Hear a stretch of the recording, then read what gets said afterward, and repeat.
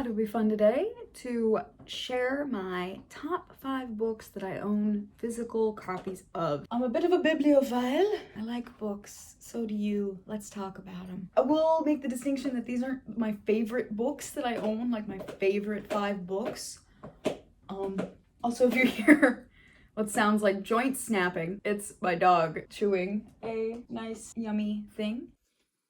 This is my dog Lyle. Unfortunately, my previous pitty passed away last year, so in his honor, we got another pit bull. And this one's name is Lyle, and he is a very sweet senior pitty, and you will probably be hearing him in my videos. That's his tiger, because he is clingy, as all wonderful pit bulls are. So, I'm just gonna make the clarification that these aren't my top 5 favorite books, the books that I most like to return to. These are the ones that I think, in my English majory opinion, are the best books that I have. So what is that distinction? So of course my favorite books are going to be things that just appeal to me, that I think are silly, or that I know tweak themes that I really like. So my favorite book of all time is about a girl in college in 1971. And that doesn't make it the best book of all time. That's just my favorite because she's an English major in college, and I like that. I'll probably do another video that's my top 5 favorites, but I decided for this one, I'm grading the books on a couple of criteria. One, the beauty of the prose. Do I think it's beautifully written? You know, when you read a sentence or a paragraph, you're like,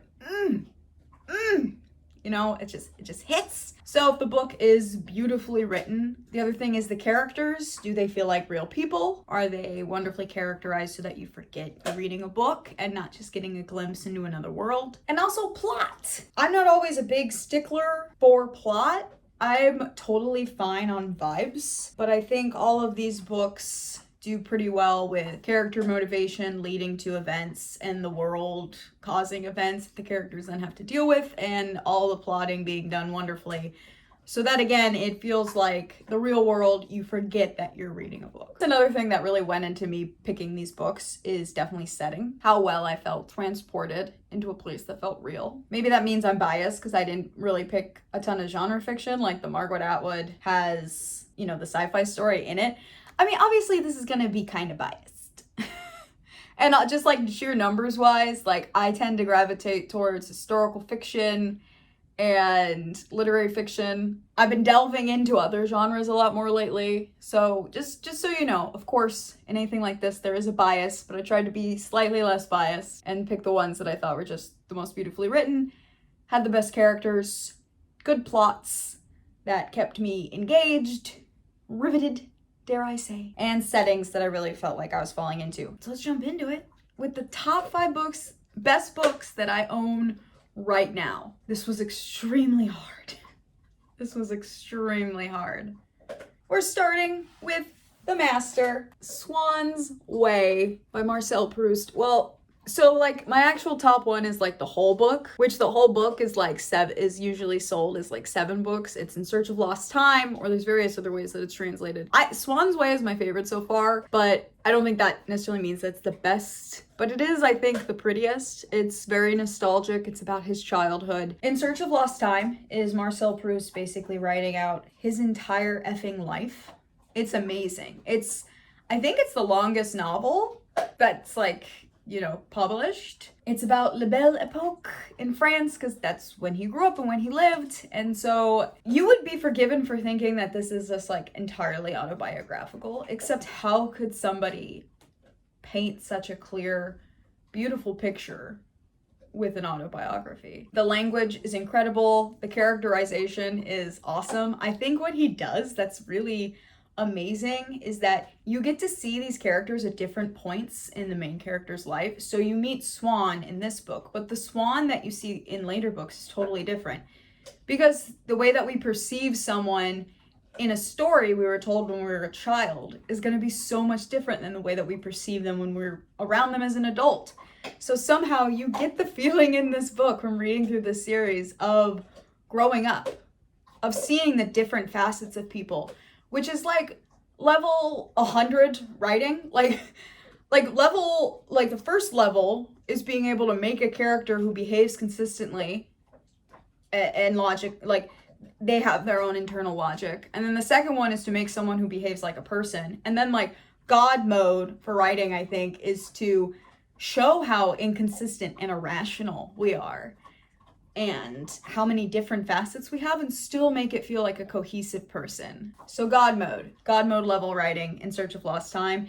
If you at all like old books, it's like not that old, I guess. It's like 100 years old. Well, I guess that is pretty old.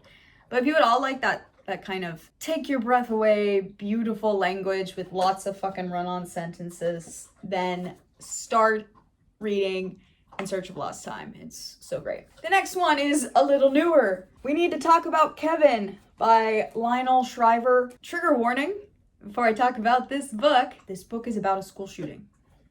If you don't want to hear about that at all, just skip to the next section. I'll put the timestamps below. Just skip ahead. It's okay. We don't need to dwell if you don't want to. Okay, good. I'm checking what the back says so that I'm not revealing anything that's not revealed by its own marketing. Because you definitely want to go into this like pretty blind. Definitely made my jaw drop. I think that the woman in this book, the main character, is written so incredibly beautifully and with such reality. She doesn't really want to be a mom. She doesn't like it. And also her son ends up murdering a bunch of other high school students. So it's the mother of a high school shooter, high school rampage. But this book is really beautifully written. The characterization is incredible. The plotting is so good. Even though you know what happened and the event has passed, the author still manages to make it so gripping and still make your jaw drop, which is upsetting. It is a spectacular look into an impossible situation that makes everyone in it come out more human. So definitely check this one out if you don't mind extremely upsetting situations in your books. Next, the next one is A Tree Grows in Brooklyn by Bette Smith. I've read and reread this book because the language is just incredible. This book is about an Irish family in the slums in Brooklyn at the turn of the century, so 1899 to 1900, like that turn. But it's about Frankie, the daughter, growing up. And it's a beautiful Bildungsroman. You know, it's a beautiful coming of age novel. It encapsulates so much of life, and you also just feel transported. You know, you feel transported into this time period, this family. My family is Irish and German, and the author is German, and she married an Irishman, and so she's really drawing from her own personal experience. Also, Francie, of course, is a big reader. Which makes it so lovely. I mean, I thought maybe I was like, I'm just picking this because it's one of my favorites because, like, it's about a young reader growing up in a period of history that I'm interested in. But honestly, I wasn't interested in that period of history until I read this book. She just immerses you in it, and she makes simple things like turning rags in to get a couple of quarters, not even quarters, fucking nickels, turning in rags and empty bottles. She makes it beautiful. Like going to the butcher's becomes beautiful. She just makes life beautiful. There are trigger warnings for this book. Alcoholism. I'm just gonna say there's domestic violence. There probably is. I don't remember specific instances. Also, obviously, different child rearing practices than we're really comfortable with nowadays. And the big one is that there is flashing. That's definitely a thing. There's like a flasher in the neighborhood in one of these sections. So it's not a huge part of the book, but it is in there, just to let you know. Tree Grows in Brooklyn by Bette Smith. One of the most beautiful books I've ever read, and I'm glad that I read it when I was little. I think it really is one of the things that made me like, damn, I wanna write something like this someday. I wanna write something that's transports people like this. Two more left. The next is Margaret Atwood's The Blind Assassin. This book is so freaking good.